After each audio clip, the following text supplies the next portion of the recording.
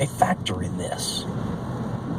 When you start talking about like national characteristics, it bleeds very easily into weird territory, racism type stuff. But it's not a Japanese racial thing that accounts for the way they are. It's a cultural one. It's carrots and sticks. But by the way, full disclaimer here, there's going to be a lot of race talk in this program, not because it matters to me or because I think it's important, but because it matters to the people in this story and they think it's important.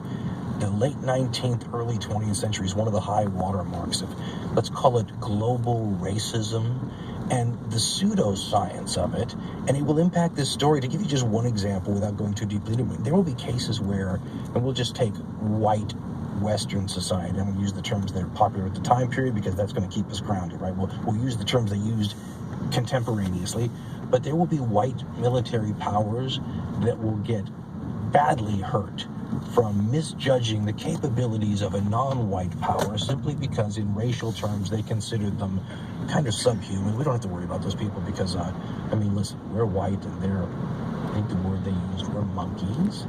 And the payback for that karmically is to get your rear end handed to you by a bunch of people, that you underrated because of some weird construct of racial superiority that warped your perception of reality.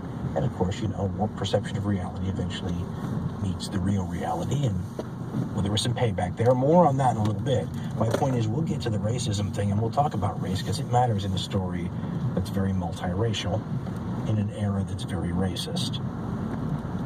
In this case, though, how do you figure out, who the Japanese are and why they are the way they are? Well, first of all, this is a subject for experts. Obviously, Japanese culture has been much debated, even in the United States. I remember as a kid when they started outselling us so much on cars, a fascination with this Japanese corporate culture and the way they did things. So this is a much talked about thing. For a person like yours truly, I can only hit the big points. There are some obvious things that you can look at and go, wow, that must have affected the story. I don't know how. I don't know to what degree. I don't know how it mixes with the other factors, but boy, you can't ignore that. There's a couple